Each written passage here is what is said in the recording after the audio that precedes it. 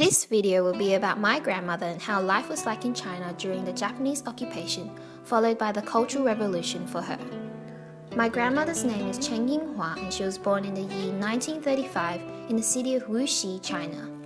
She was the eldest daughter in her family out of 4 siblings, which included 2 younger brothers and 1 younger sister. She had a proper schooling until she was forced to graduate at the equivalent of Year 9 due to her family's financial difficulties. All of her siblings had to graduate early except for her first younger brother, who later became a university professor. Instead of going to school, they helped with house chores and farm work. In particular, they worked with silkworms to produce silk. Her father was a small salesperson who owned a snack cart, therefore his income was minimal. The family was frugal throughout her childhood and much of their food came from the harvest.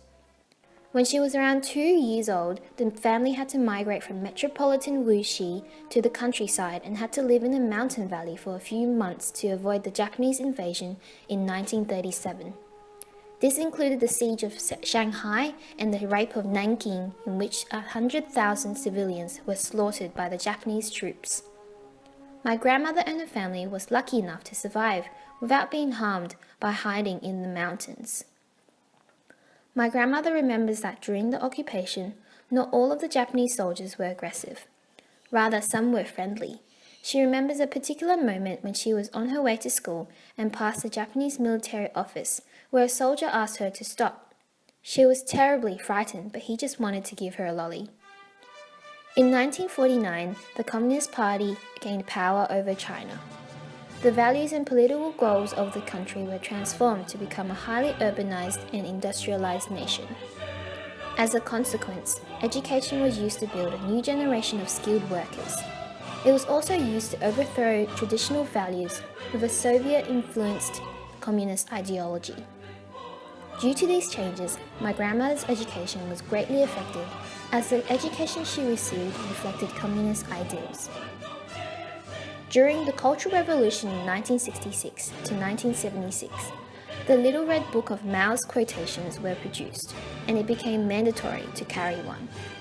My grandmother, her peers, and many teachers had to thoroughly study the Little Red Book at school and work to align their values with Mao's vision for the country. My grandmother's first job was in a mechanical engineering company.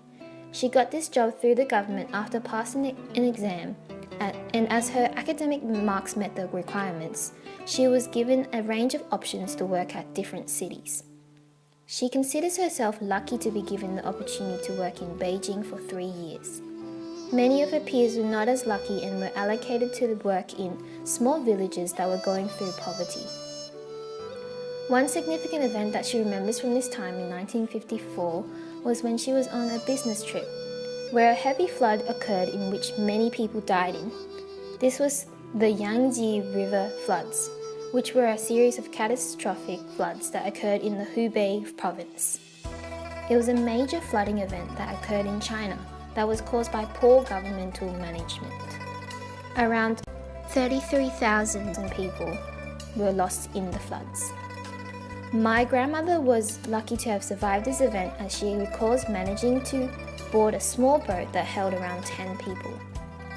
It was a traumatic event for her, as she and others on the boat could do nothing to help others, as well as witnessing many deaths. She continued to work for the company for another 7 to 8 years.